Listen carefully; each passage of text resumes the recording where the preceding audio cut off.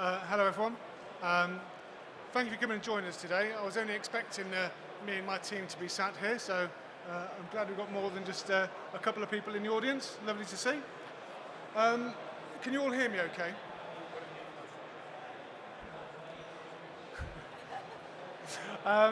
So for about over 30 years, Intersoft have been involved in the carrier management system.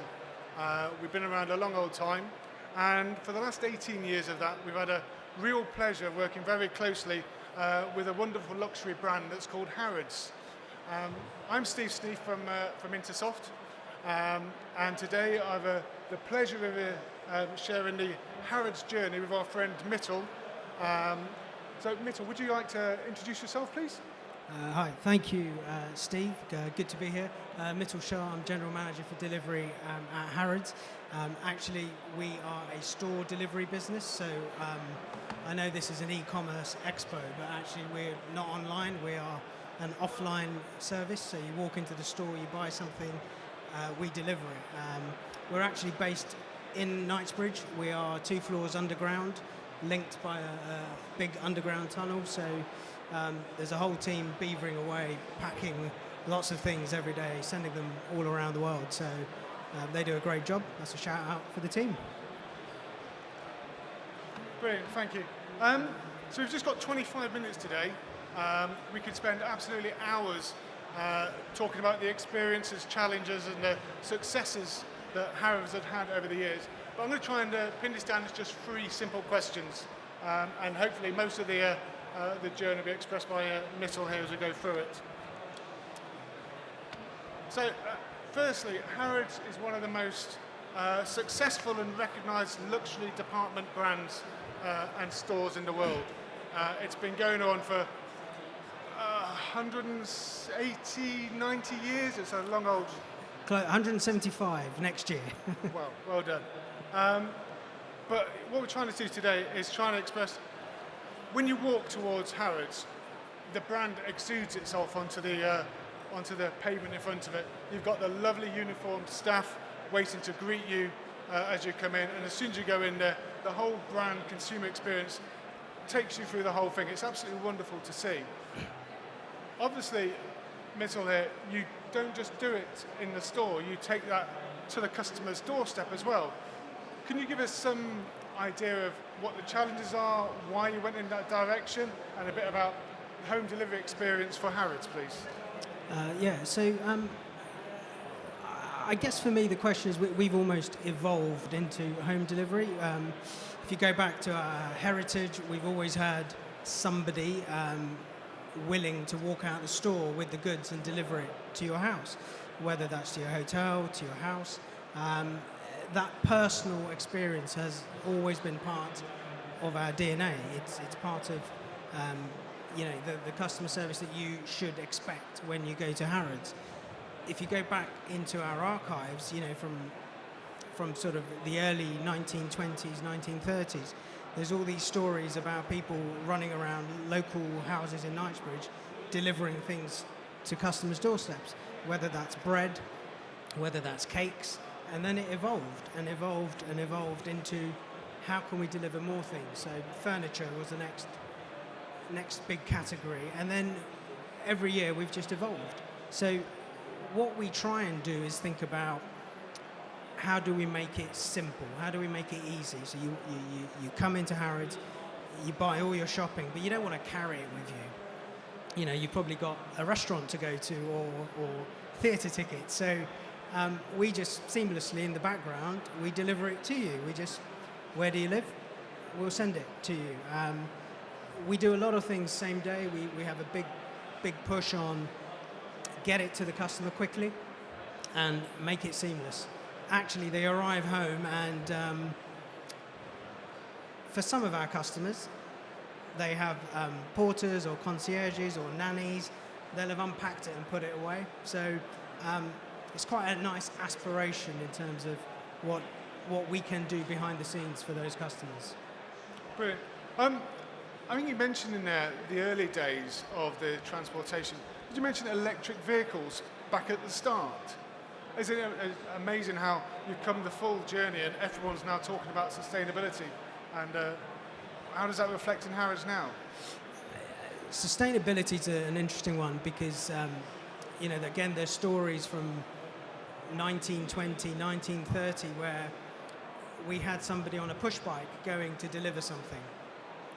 We then also had horse and cart, if you go back to our early humble beginnings. And we also built our own electric vans. So in the 1930s to 1960s, our own engineers built electric vans. We no longer use those. We've got a couple that are more museum pieces. Then we obviously had to go into petrol and diesel, and we've come full circle now because our small electric vans from Knightsbridge are all electric and refrigerated because of the fresh food we deliver locally. But our trucks that operate between our distribution centre now run on hydrated vegetable oil. So we've come full circle on that, and we've also taken all plastic out of our outbound delivery packaging. So over the last 2 years, any delivery you receive from Harrods won't have any plastic on it at all. So yeah, it's been a really fascinating journey for us. Brilliant, thank you. So technically, I mean, Harrods has got 6 floors at the top of its building, you can see, poking up there. I mean, 8 floors down it goes? Yeah, we have 7 floors of retail. Next year we'll move into 7.5, 8, because we're going to expand our private shopping spaces. Our distribution in Knightsbridge, so behind the store, runs 7 floors underground. Some more tunnels that link it into the main building.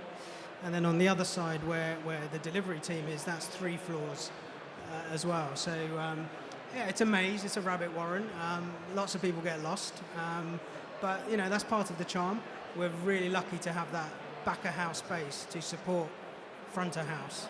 No, it's like there's a rat warren I've been known. It's brilliant. But it must be a challenge as well, making sure that when somebody buys some of your tills and they decide to have it delivered to their hotel, to home or whatever, the challenges you then have technically, etc., or process-wise to make sure it goes from the 6th floor, top floor, to 7 floors underground to dispatch area, whatever it's going to be. Tell us some about the challenges you've had on that front. Certainly, when I joined, we didn't have any real systems. Everything was manual. People were walking down with their dispatches. We couldn't track anything. So everything was manual. We would then be keying into courier systems. We'd be trying to create labels.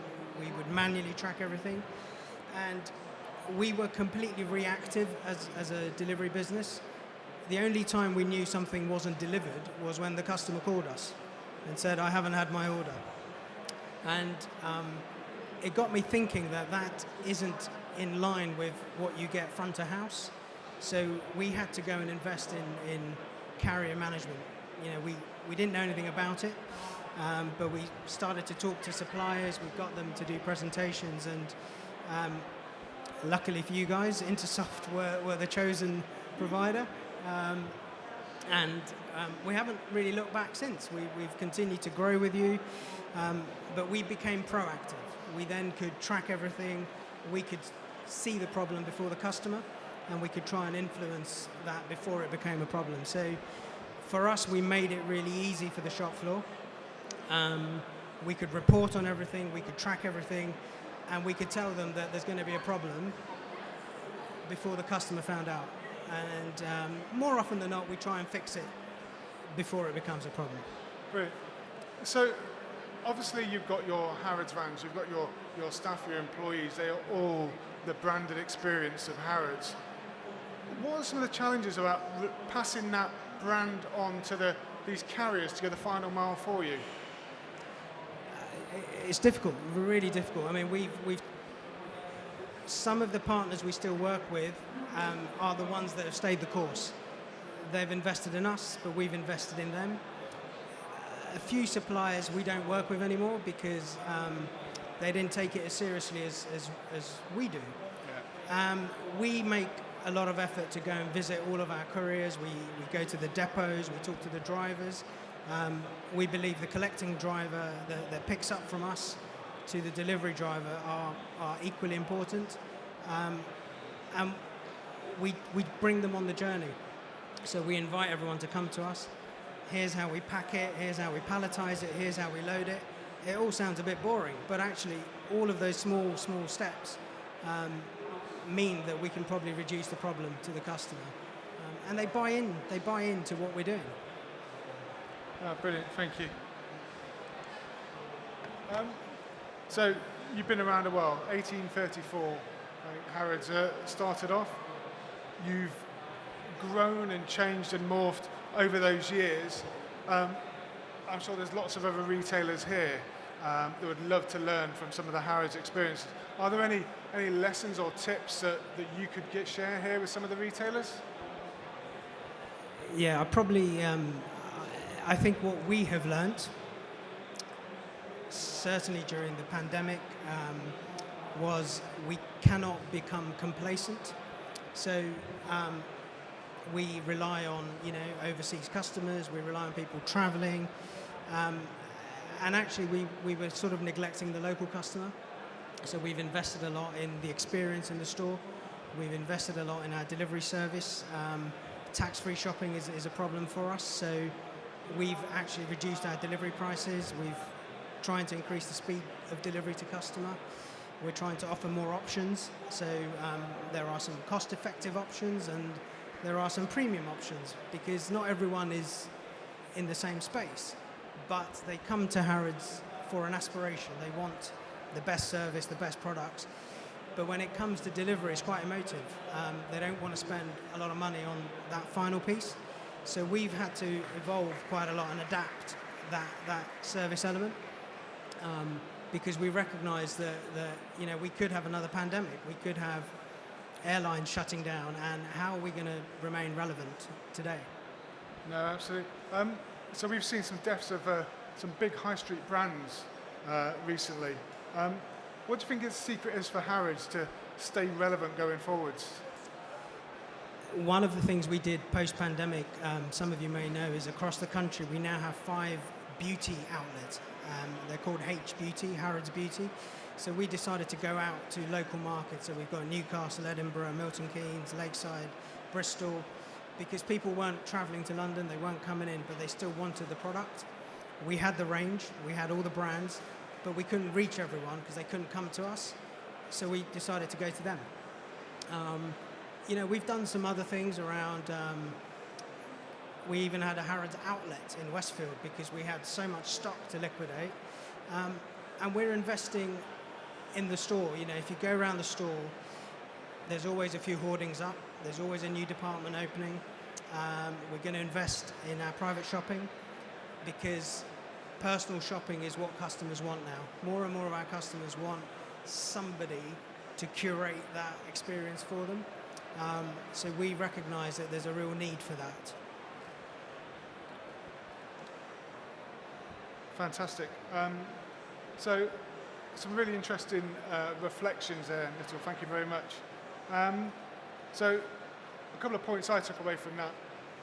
There's obviously a sustainability angle, which everybody seems to reflect on. And it's lovely to see it reflected back through all your history as you've gone along. Investing in customer services is really key. And that's every single employee and every single touch point throughout your journey, including where you extend that to your chosen carriers, etc., along there as well. And also working with partners to make sure that journey, they understand you, how you work, your customer challenges and things, and getting the right partners along the way is key to your business. I think we've got a few minutes left, so I can open up to the floor now, and if anybody's got any questions around the room you'd like to ask of Mitul or myself at Intersoft, we're more than happy to take some questions.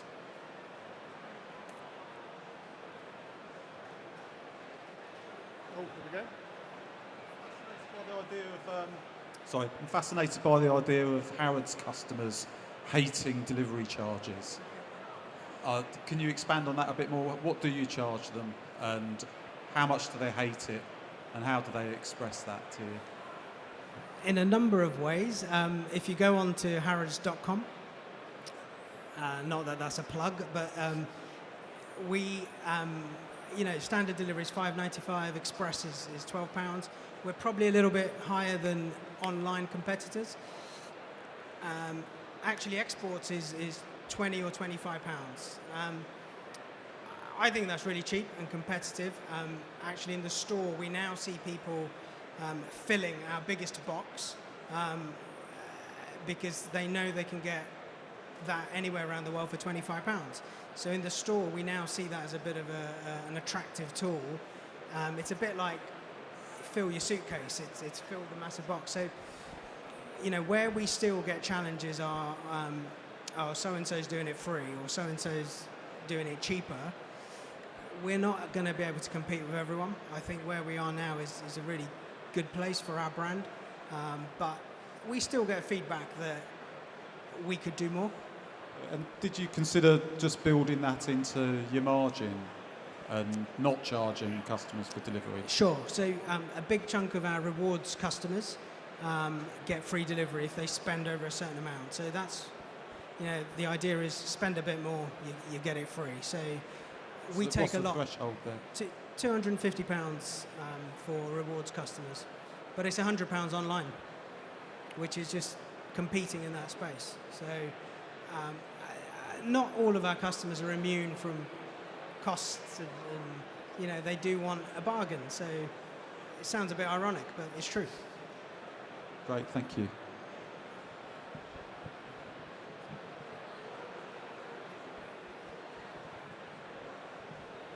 When you said that there was a challenge with COVID and you opened up the beauty halls around the country, is there a reason you went for beauty beyond having mini Harrods around the country, or is that the entry point, or is that be interesting to understand that in a bit more detail?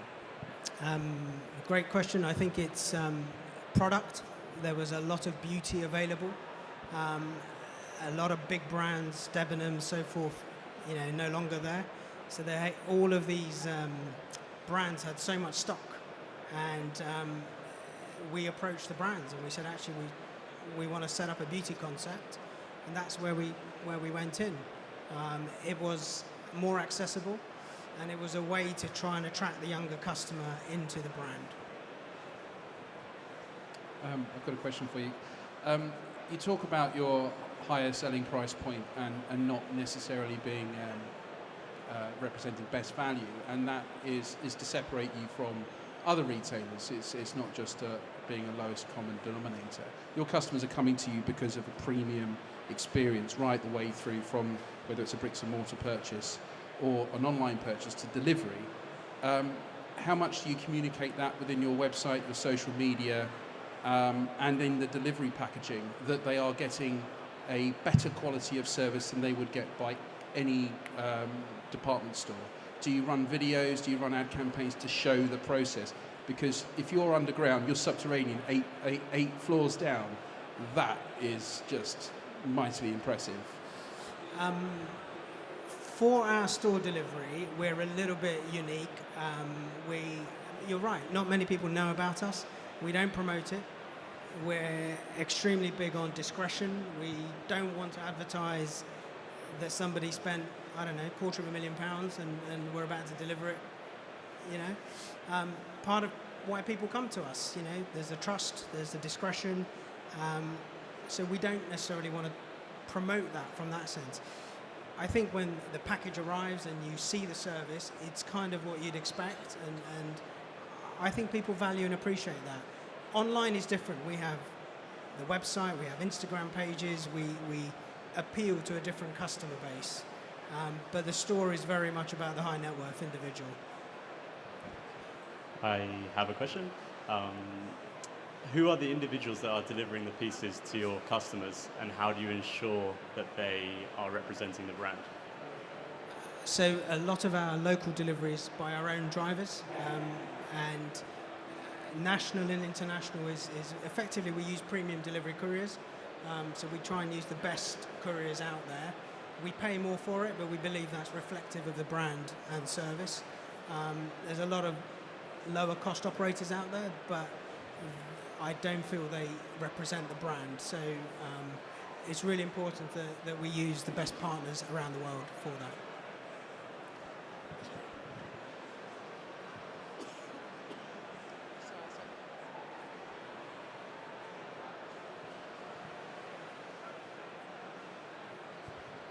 Hi there, me again. Can you tell us a bit more about how you manage the quality of the delivery service, or the after-sale service? How does it differ for a Harrods customer than I'm used to in terms of DHL coming down my drive, whether or not I get "we have now dispatched your item" alert? What do Harrods do differently for their customers? To a degree, if I'm honest, post-delivery, when DHL, DPD have picked up, it's kind of the same. Okay, you'll get those texts, those emails. Where we invest heavily is the packaging, making sure that's beautiful. If you have 5 deliveries arrive at your house from 5 different retailers, you should go to the Harrods box first. It should be different, and you should be excited when you open that box. That's the point of difference. I think if you went to DHL, you see a million brown boxes. You want to see the Harrods one. You want to see it stand out. I believe the drivers behave differently when they know it's a Harrods box. We've had that feedback from drivers, and I think that's really reassuring that they buy into us. Our own van drivers are a bit unique, a bit different. We do very little volume, but it's quite personal. Very recently, we had 2 of our drivers deliver a coffee table. Wouldn't fit in through the customer's door. One came back, got his toolkit, went back, we disassembled it, took it into the lady's house, and we reassembled it for her. That's not part of the job, but actually it's part of the service. So I think you get points of difference at different times from us. Hi. I just wanted to ask, and sorry I missed the very beginning in case this was covered. You currently charge the same for click and collect as you do for delivery. I'm a beauty customer, and I just wondered if there's any scope, particularly with the new outposts in the kind of national areas, for looking at reducing that fee to something more in line with what other beauty online retailers are doing, or whether, the idea to get people into store, that aspirational aspect to connect with the brand in that way, if that's something on the roadmap. Yes, from the online side, there is a limitation today on the platform. It is on the roadmap to do something with that, reduce it or remove it, because I don't think it's right. There's a charge. Brilliant. Thank you all very much for today. Mitul, Thank you. Thank you very much. If you have any more questions or want to speak to Intersoft about how we can help you, please come and see us and stand behind you.